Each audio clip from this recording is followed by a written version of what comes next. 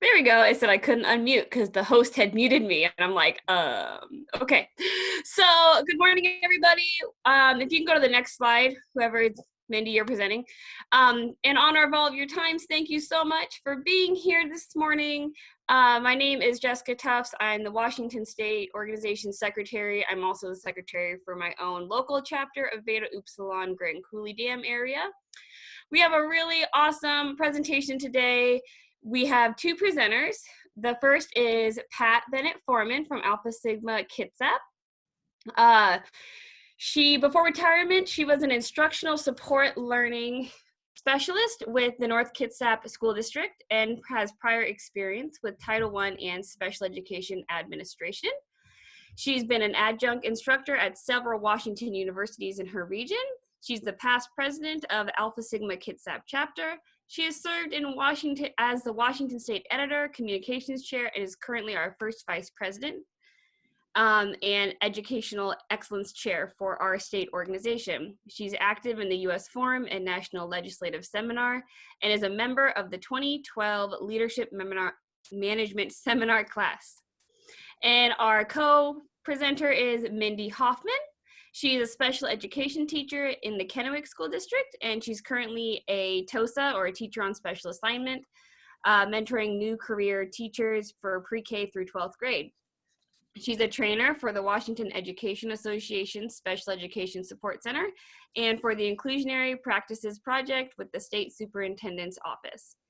Mindy is active inside Chapter Kennewick and has served as the state DKG on membership and educational excellence committees.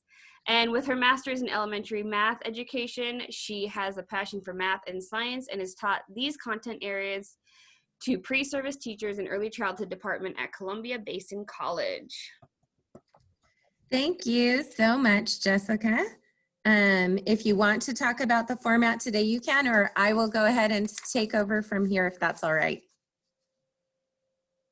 Yeah, all right, perfect. So again, welcome. Just like Jessica said, we're very excited to have you guys here today.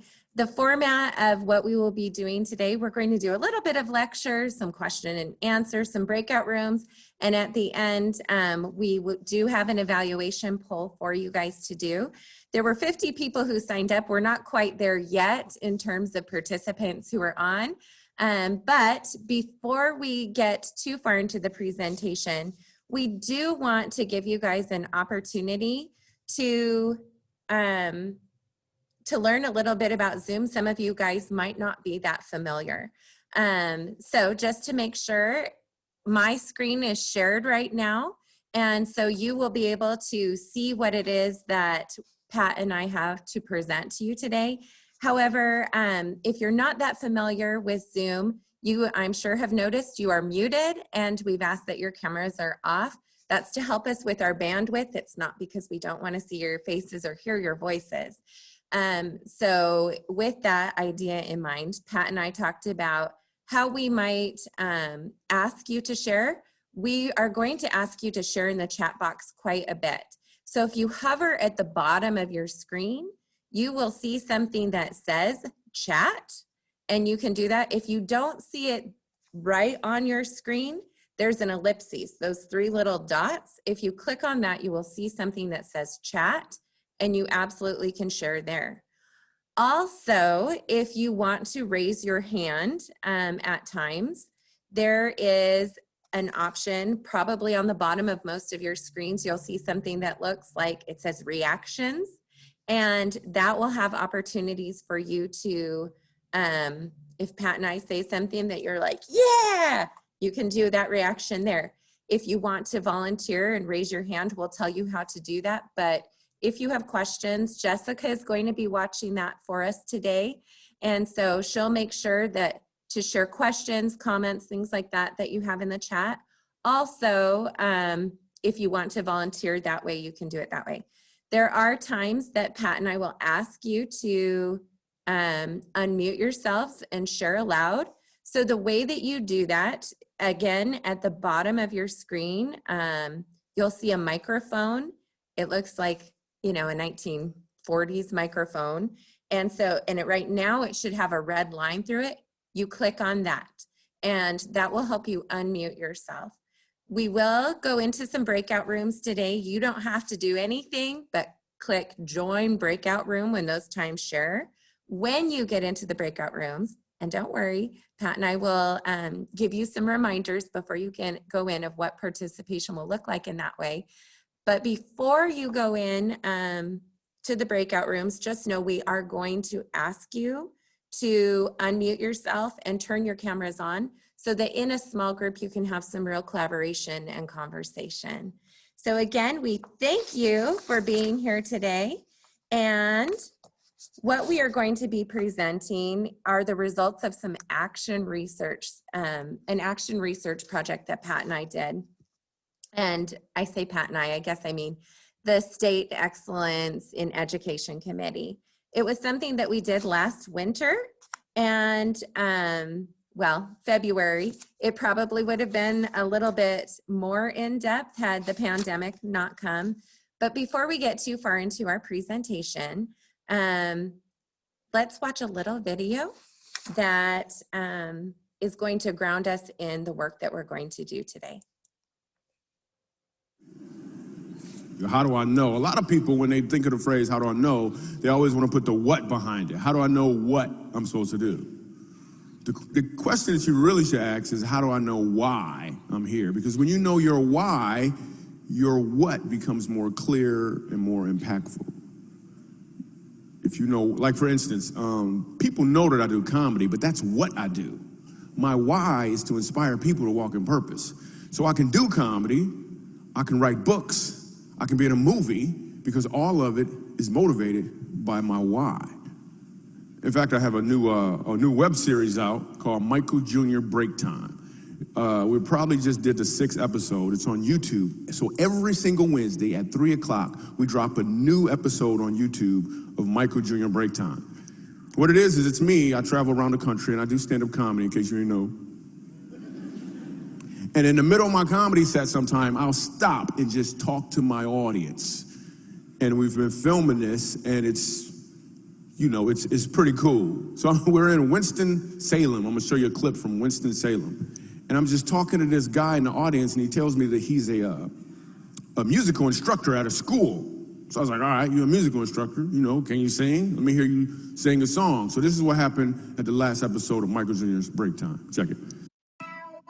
So you're a musical director. Cool. Yes, sir. All right, so let me get a couple bars of like Amazing Grace. Can you do the first part of that? Go ahead.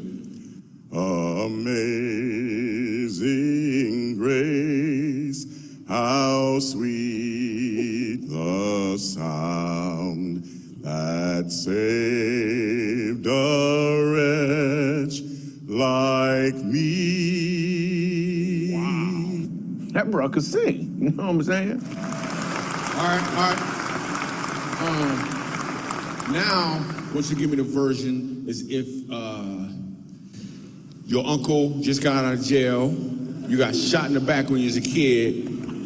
I'm just saying, let me see the hood version real quick, if you know which version I'm talking about. Just see if that exists. Let me see what you got.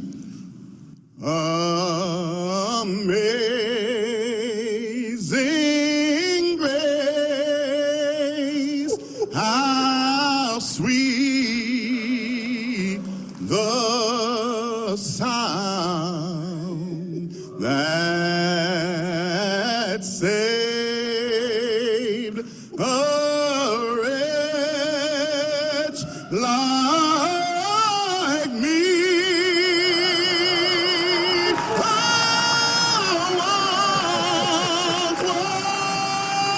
once was lost, but now, right now I'm found, was blind, but now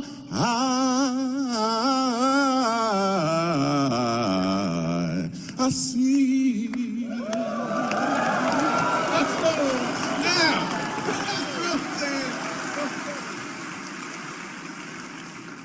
Okay. Here's what I want you to catch. The first time I asked him to sing, he knew what he was doing.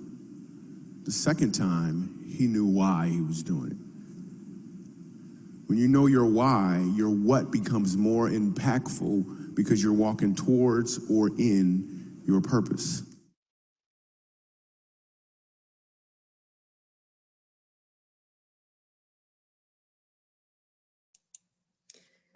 So Miss Pat is going to talk to us now about the beginning of what we're here for. Miss Pat, you may be muted. Not quite sure yet.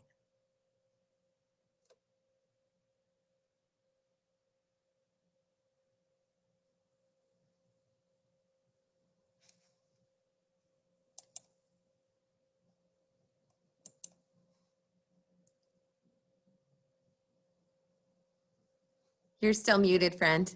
Got it. Now you're good. Thank you. So when you know your why, your what becomes more impactful because you're walking in your purpose. I thought that was a really powerful statement. So the big why support early career educators has a threefold answer or purpose. The first is that it's an international priority, and of course we want to be a part of that work. But secondly, without successful early career educators, we don't have successful mid-career educators or successful late career educators. So the future of education depends upon the success of our early career educators. And we certainly want to build that strong future. And really, having successful, outstanding early career educators is also critical for the future of our DKG chapters and for our organization. So looking at the second why, the future of education, provides a lot of insight as to why DKG International has made supporting early career educators a priority. Here's a review of what the research literature on early career education has told us. One, there's a problem with people getting in to the profession. Between 2008 and 2016, we've had a 15.4% drop in the number of degrees awarded, and a 27.4% fewer teachers who are actually going into and completing the preparation programs. Secondly, we have a problem keeping teachers in the profession. 40 to 50% of new teachers leave in the first 5 years. Let me say that again. 40 to 50% of new teachers leave in the first 5 years. And teacher retention is also particularly difficult in high poverty schools and higher here in the United States than it is in other countries. So why do teachers leave? Well, research indicates a variety of reasons. A lack of adequate preparation, a feeling of lack of support, challenging working conditions, dissatisfaction with the compensation, and better career opportunities. Now, some, like the last, we have little control over, but might we have a role to play with the others? For example, teachers without mentors are twice as likely to leave as those who do have a mentor.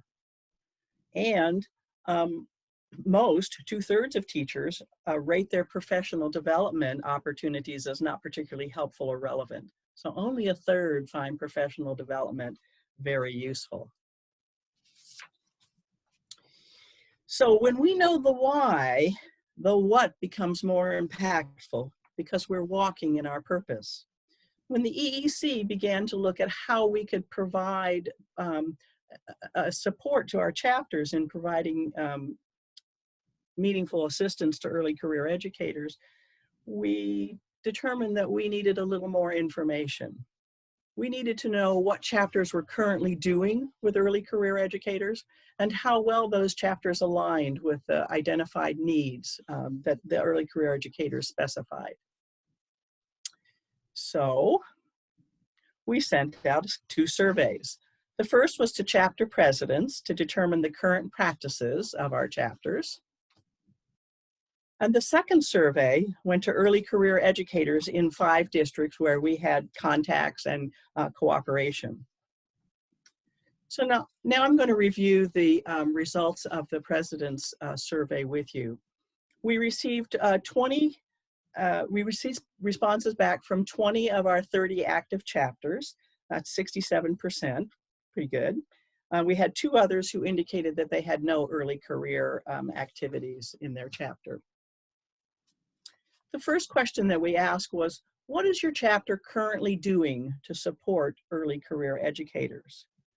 Responses, choices were grants and aid, school supplies, clock hour offerings, mentoring and volunteering in the classrooms, and other opportunities. The responses detailed that people gave more than just a checkbox here. They gave us details like how many grants and how much their grants were for, the details of their various projects and how their chapters went about volunteering. This chart shows the responses.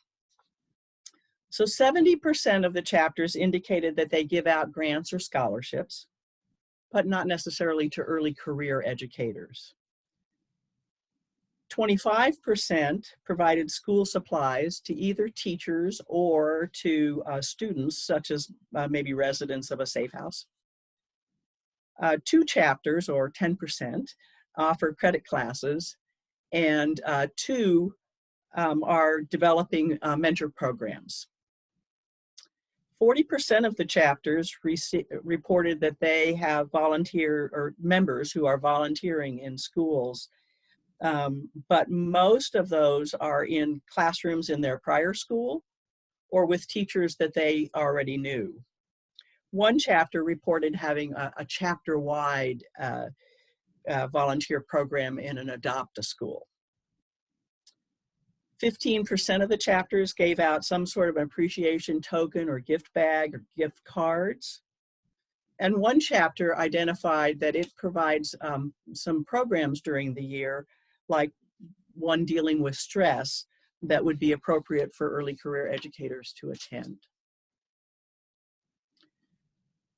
We also asked chapters how they determined what those activities would be with the early career educators. And the responses, frankly, indicated that tradition in the chapter plays a major role in determining what the activities were. Grants went either to teachers in training or to those going into grad work. Volunteering was usually with a school that they had previously taught in, or with in a classroom with a teacher that that they knew. So what's missing from these responses is asking new teachers or their principals what was needed. I don't say that to criticize the chapters and what they've been doing, but rather just to raise some questions to ourselves.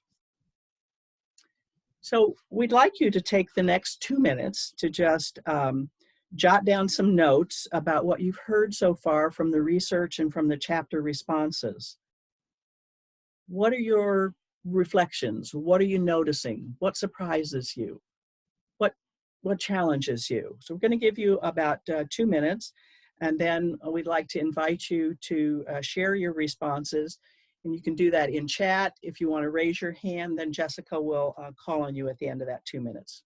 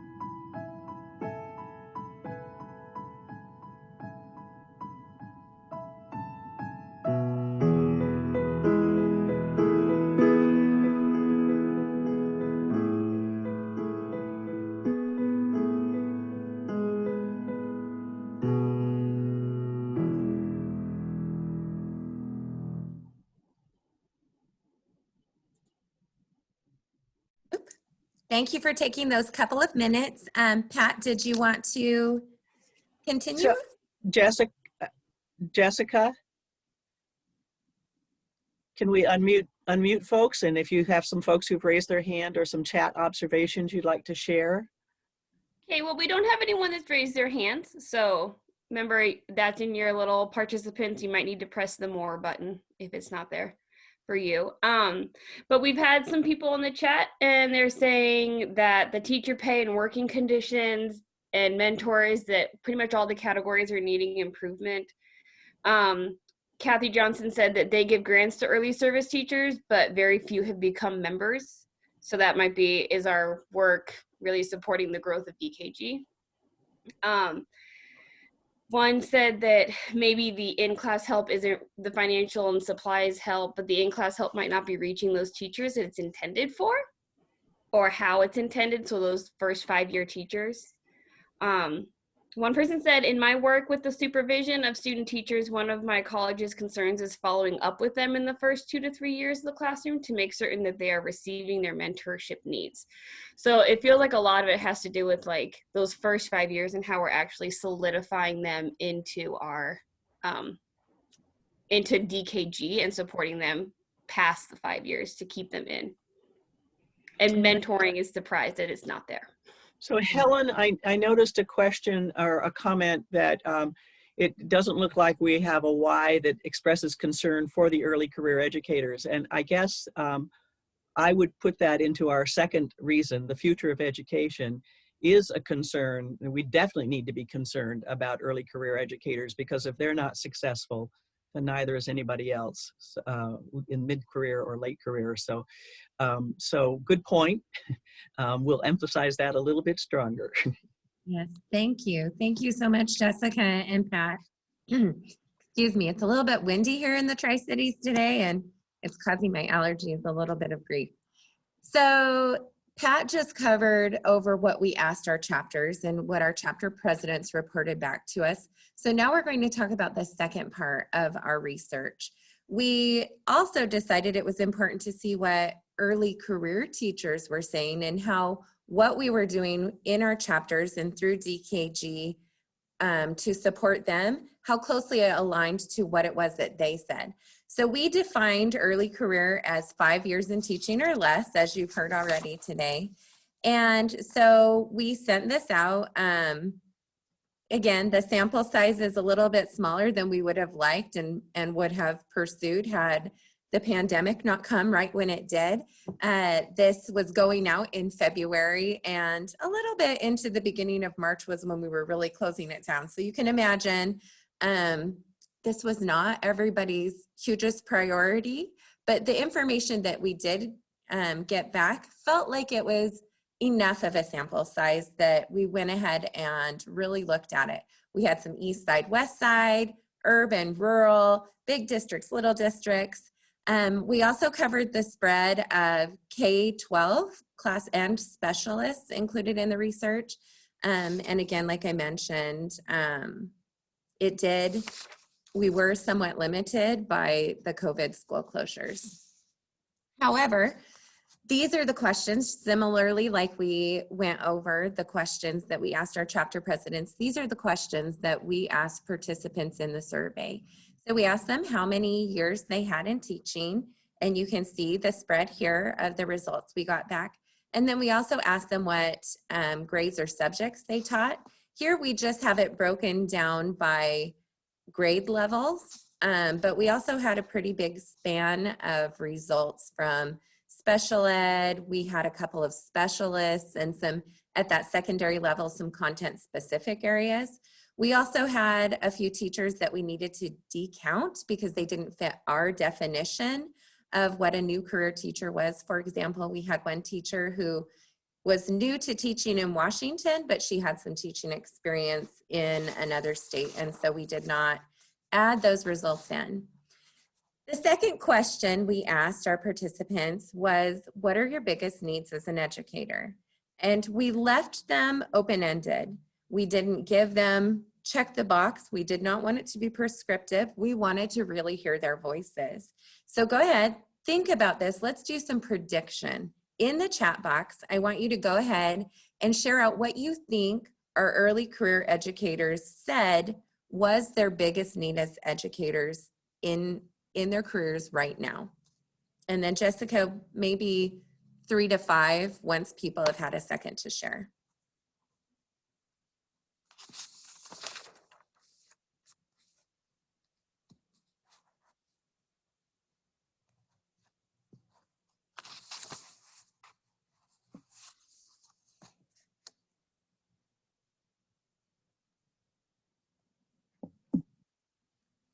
Oh, you guys are bringing them in. I can't wait to hear about it.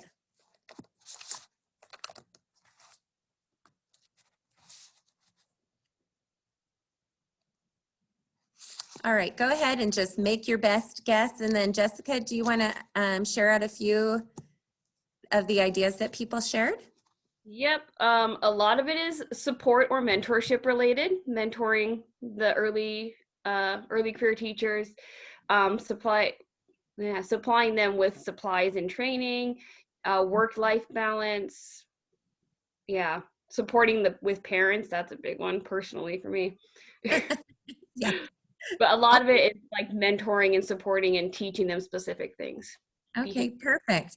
Feel free to keep sharing in the chat box at the end of the session. So not only is our session being recorded today and will be put up onto our state DKG site, but also at the end of this session, we'll talk about how you can save the chat if you wanted to see what other people are saying.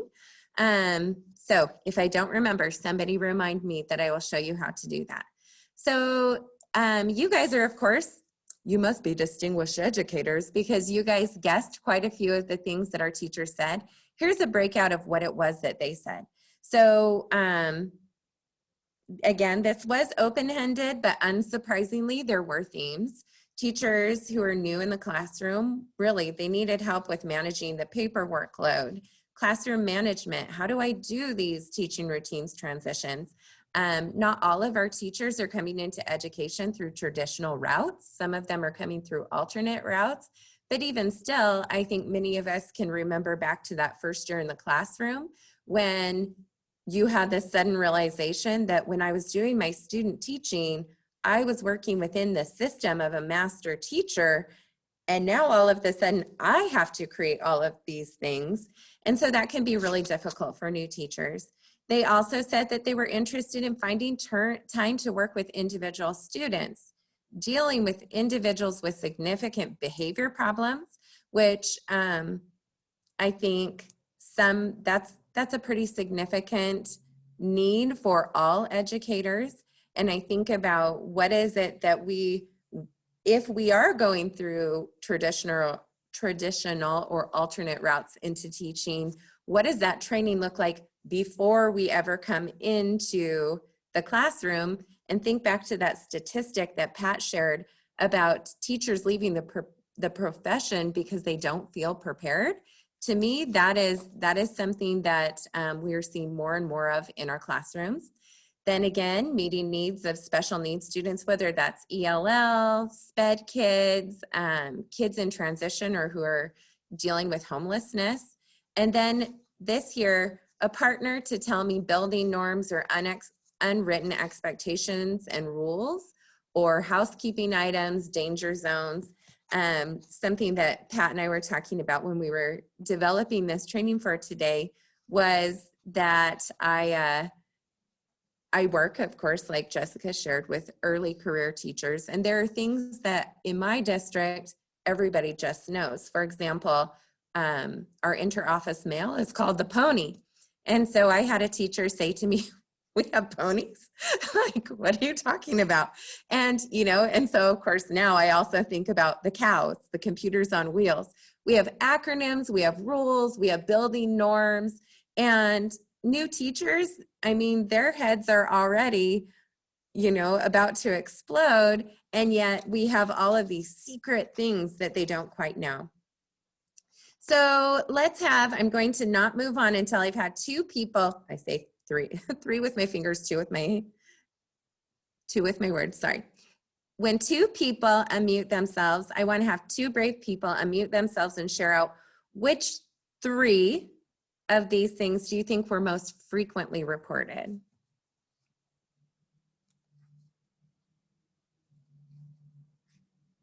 Just 2 people to share. Unmute. A couple of you unmute. Yep.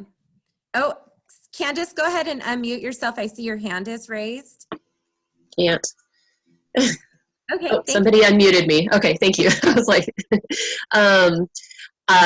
I remember classroom management, teaching routines, and transitions being a big one when it's been 17 years now, but I think I remember that one being one of the big ones when I was first teaching. So that would be my choice. Okay, great. Somebody else want to share what they thought came up a lot? Again, you can raise your hand or you can unmute. Sarah McKeever has her hand raised. So can we unmute Sarah if she can't unmute I've her? unmuted her, so she should Oh, be. thank you. Oh, okay. Okay, hi. Hi. For me, it was definitely classroom management. I wasn't taught in college, like anything that came up in my classroom, my course in college did not prepare me for.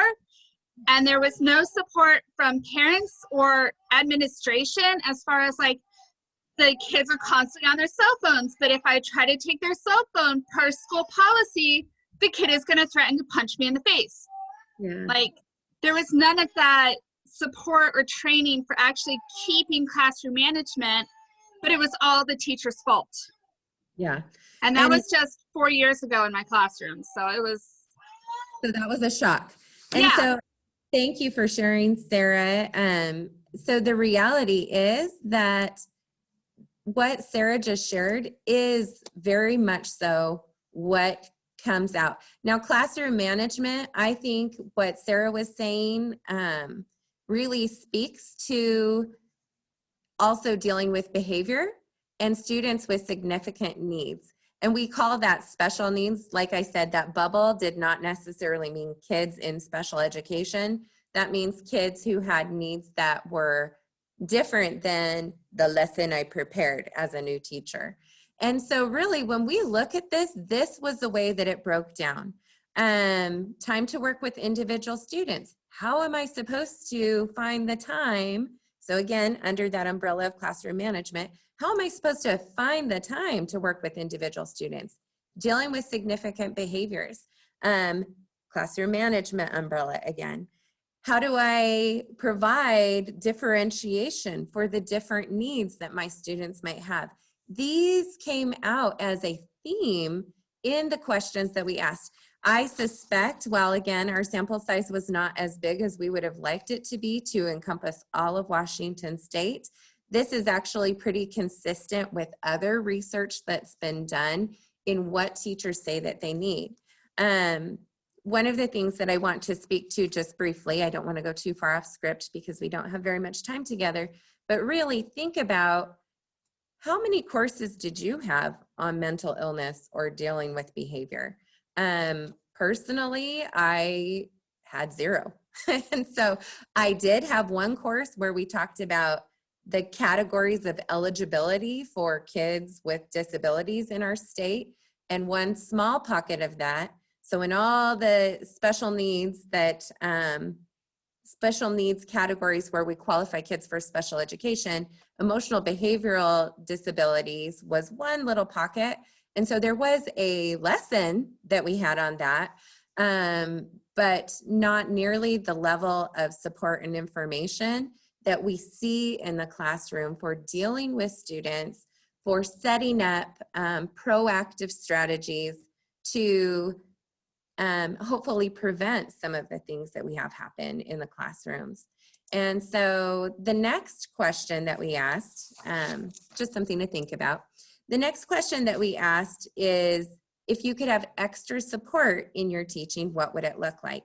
Now, this should not surprise us too much. They'd ask for volunteers to help with the paper management. They asked for help to work with students. The money and supplies, something that we are doing pretty regularly, came up. A mentor to discuss concerns on a regular basis. Last year in the spring convention, I was talking with a chapter member who was also there, and they talked about how at their meetings, they have a little bit of a social hour so that they can make real connections with students and can kind of listen, mentor, hear ideas. But how amazing would that be for our teachers if they had those of us who have been in the classrooms for a while to be able to have us as a sounding board, to know that I can have Mindy 911 if I need as a new career teacher. Also, moving on, free clock hour classes every 5 years. Teachers have to, new career teachers have to have 100 clock hours or 10 credits to keep their certificates current. And especially in STEM, they need to have, I think, 10 or 1 college credit. And so, you know, they're inundated with, okay, not only do I have my immediate needs now, but long-term I have some needs.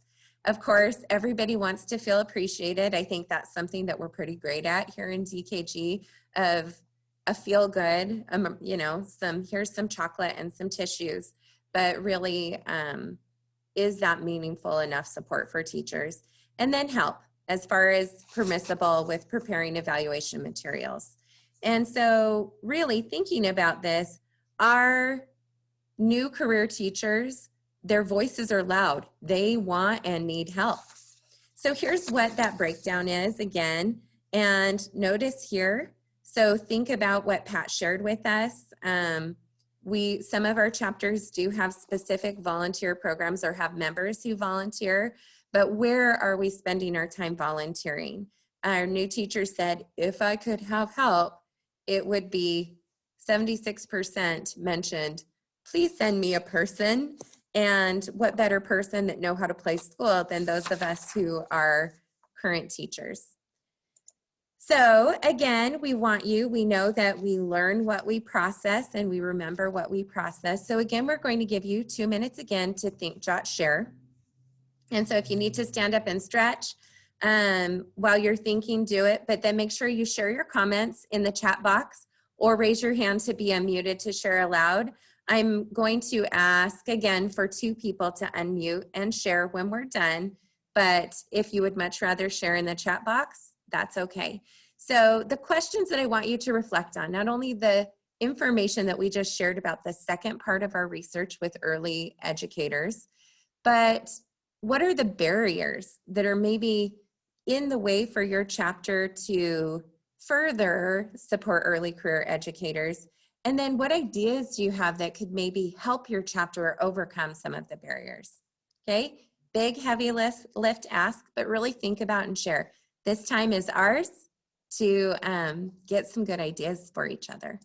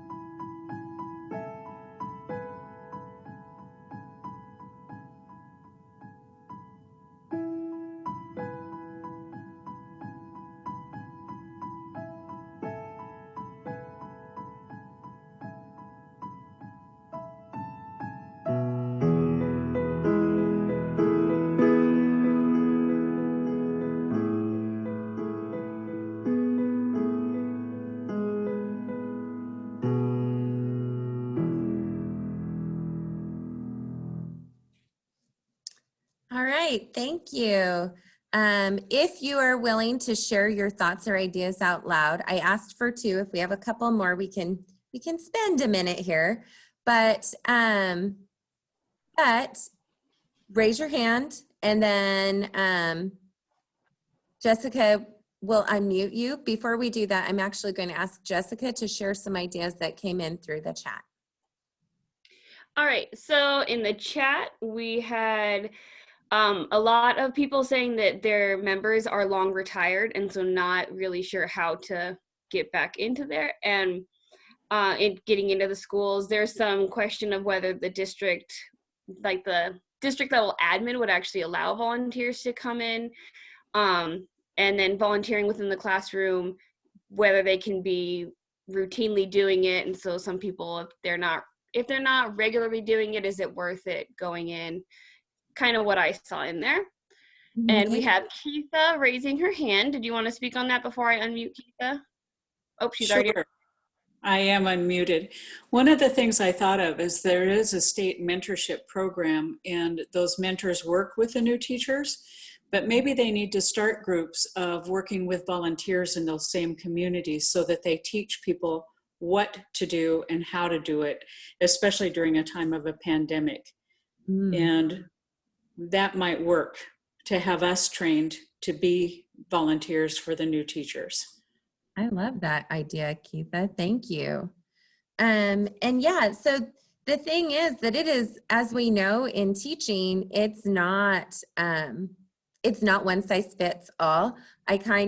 When my primary job right now is working with new career teachers, and I've done this is now my 4th year. Of course, pandemic makes it like a whole different ball game, right? But in thinking about the number of teachers with whom I've worked every year, it's about 20 plus or minus some. And so, 80-ish people, and every single one of them plays school differently.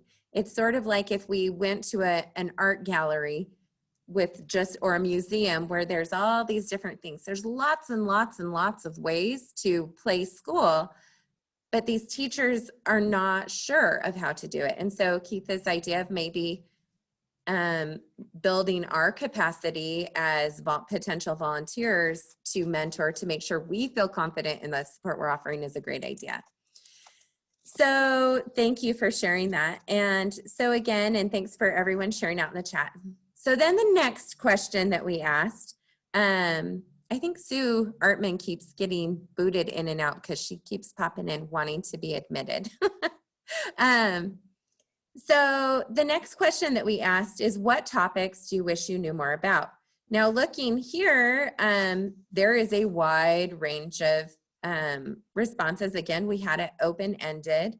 One of the things that really stood out to me was, now there's something in here that says curriculum training, but most of the things that we are seeing here are, and let me click here, are, and we kind of put them into categories together.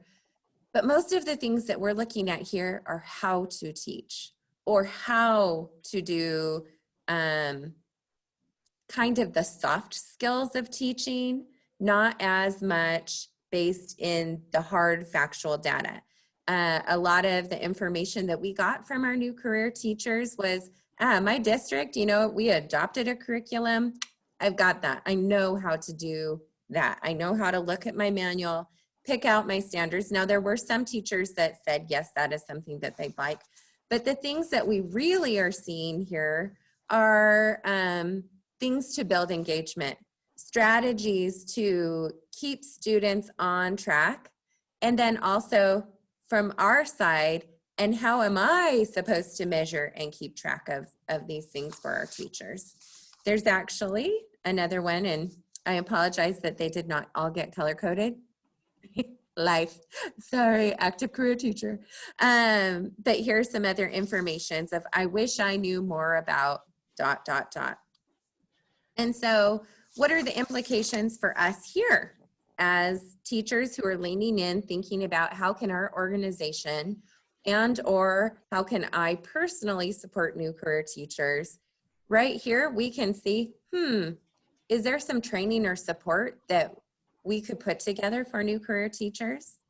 And of course, because of the pandemic, now a lot of districts, our state union, lots of other organizations are putting together things where we could address some of this. But again, from our chapter, could we probably add topics like the hybrid and remote learning models, or specific tools, even just resources for here's some tools to make your lives easier.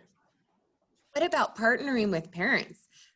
Jessica earlier, when she was talking about what she thought her needs were as an early career teacher, when she was that, she said, how do I partner with the parents and the other adults in this team for the students? Parent communication, maintaining engagement in the remote learning world. And then again, supporting students in trauma. Think about how you are feeling now in this time, and then recognize that our friends without that whole little prefrontal cortex of their brains fully developed, just imagine what is happening with them. And so that could certainly be a topic that teachers, if we were to ask today, probably would add on. So again, where does this leave us as a state organization, as chapters, and as individual members? Is there a role for us in supporting early educators in the way that they have asked? And can we marry those two ideas? In just a minute, we are going to go to a breakout room so that you have a little bit more time to discuss. We have it set up for 10 minutes, but actually so that we have some time to come back and talk. Just briefly, we're going to say 7 minutes in the breakout room, so it's going to be very quickly. So before you go there, let me give you some directions. When you are in the breakout room, you will not be able to see this screen. So if you have your phones available, or hopefully at least one person who will end up being in your group does, take a picture of this screen so that you know what it is that you're going to be discussing when you're in the room. Go ahead and briefly talk about question 1, ways your chapters might assess their needs, but then really, how might you as a chapter enrich chapter activities to match the needs that were listed? And we have it divided out into different categories here. You'll have enough time just to spend a minute or two generating ideas. When we come back, we'll ask you to share in the chat and Jessica will share out for us. So lots of instructions there, but in just a minute, you're going to head out to your breakout rooms.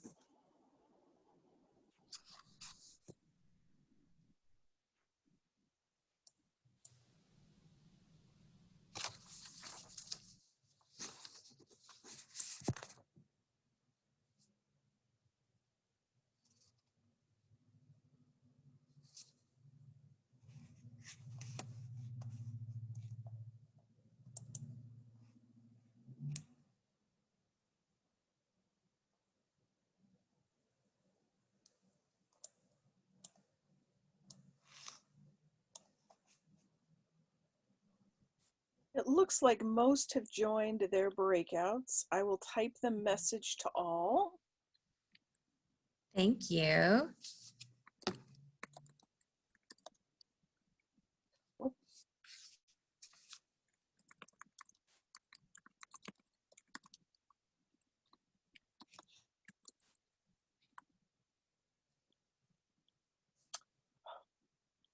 I feel terrible for Sue. She is having the hardest time with her connections. Yeah, she might be a ways away.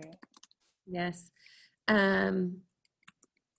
Leona, did you need help joining joining your breakout room, or are you just participating as? She's participating by phone. Okay, got it. All righty. Thank you for that. I just want to make sure people are feeling as connected as they need to be. Do you know about Bev? Bev, did you get booted from your breakout room? Can you put her back in? I am looking to see.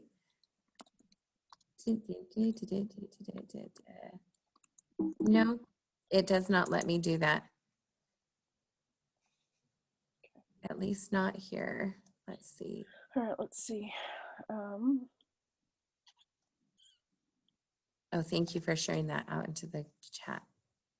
I don't know why I can't get Bev into a room. Let's see what room she's supposed to be in.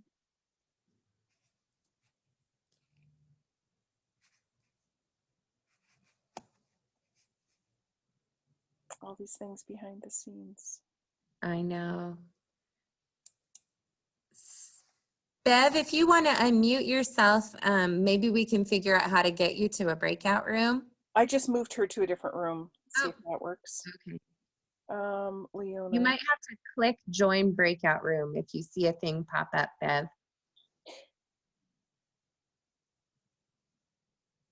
Do you see Leona? Do you know which room she's in? Leona is, as far as I know, in here. It's not. Oh no, I know, but what room is she supposed to be in? Can you see? I didn't get to see. You don't get to see. Okay. Mm-mm. It's not showing me. I imagine we could just send her somewhere if she would like to go. Yeah. The Mm-hmm. problem is I can't. Just assign an ad. I can't. No, the list is way too long. Oh, got it. All right. So. If you ladies are back in here, we have a couple more minutes in the breakout rooms, but if you want to write some notes, sort of like we did when we did the Think, Jot, Share, you can go ahead and share in the chat box and your thinking, your ideas, so that you feel like you got to participate in that. We'll have a quick minute to share out when people come back. And also Pat is going to be compiling a document to share of the ideas that are generated in the breakout rooms. It's, well, you see where it says share screen and then it says record and then it's ask for help. Click on ask for help. I'm here. What's up? Okay. How do we see other people in our breakout room? Oh, okay. So I'm going to ask to start your video. So where your camera is where you're going to, I just sent you each a note asking for you to share your video. There you go. Oh, there we go. There, John and Beth. Yeah. Let me ask again. Good job, Joanne, asking me to come in. It only took me 5 minutes to figure that out. We only have a couple minutes, so I'm going to leave you. Good luck. Okay, now we're supposed to do what? Come up with some ideas. Talk about the questions that she had. The first one was, let me pull it up real quick, was ways you might assess early career educators' needs in your area, and what chapter activities you might do to help them. Okay. So what can you do to figure out what they need and how can we help them? Oh.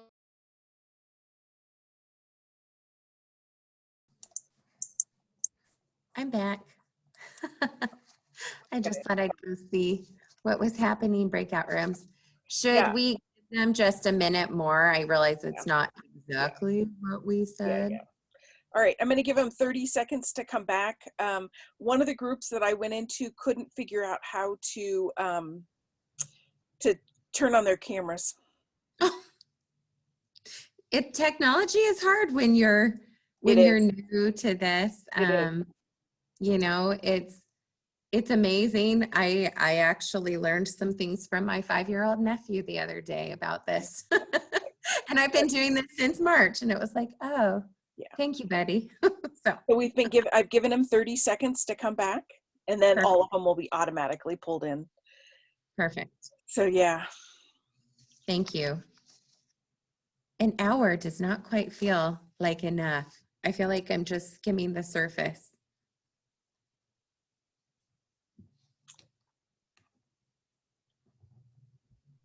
Yes, Kathy?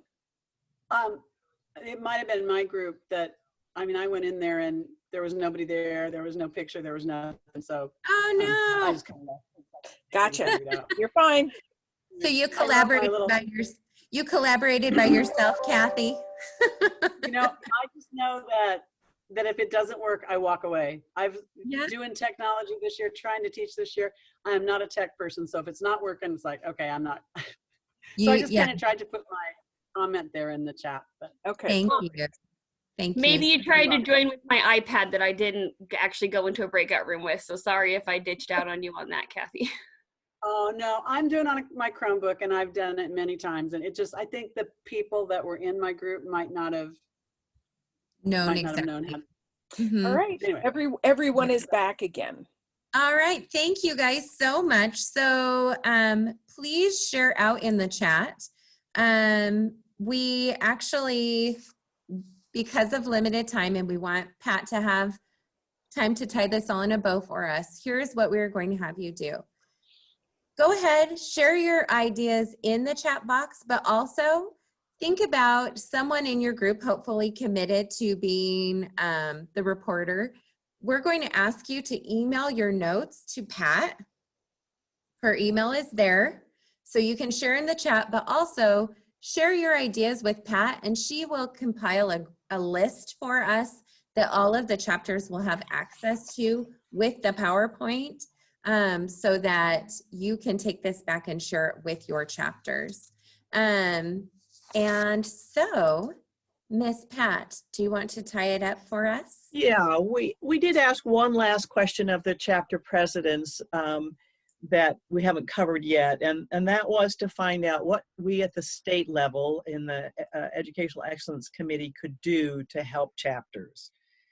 And the responses from the chapter presidents seem to group themselves into 3 areas. And our group talked about this, I suspect other groups did too, that we need help in figuring out how to connect with districts and how to identify and engage with those early career educators. And so maybe that's an area that we at the state level could assist with. The second area people identified had to do with marketing DKG strategies, communication strategies, enhancing that so that we're getting information about ourselves out to early career educators. And then the last area were specific topics that the chapter presidents would like to see us at the state level doing more training on. New teacher orientation presentations, setting up mentor programs, sharing that adopt a school guidelines so that people can get into schools in a different way, and then advocating how to advocate for educators training. So we'll need to work on that.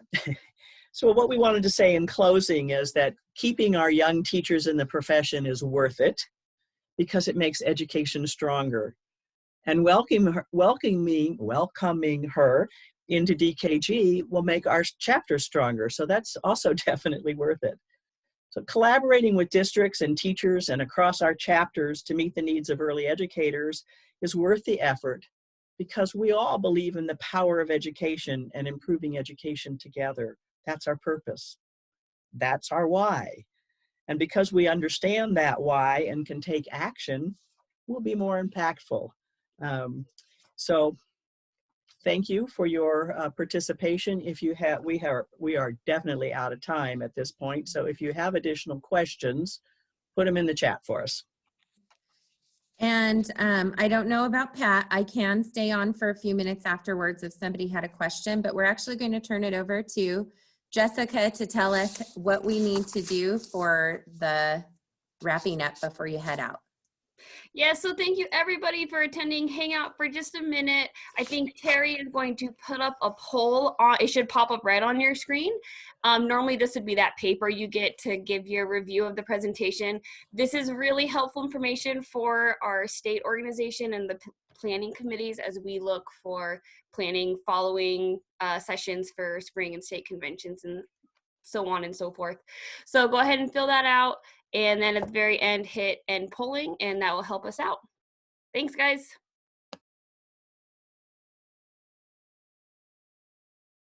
The other thing I'll add, as soon as you're done, you can leave the session and then go to whatever your next presentation is.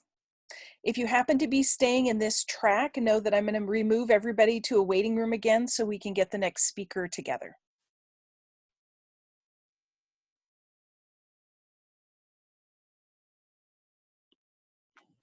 Charlene, you just need to scroll down so that you can get to the rest of those questions.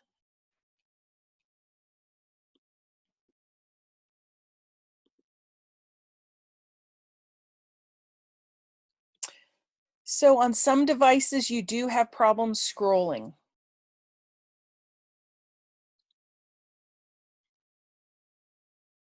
Especially iPads.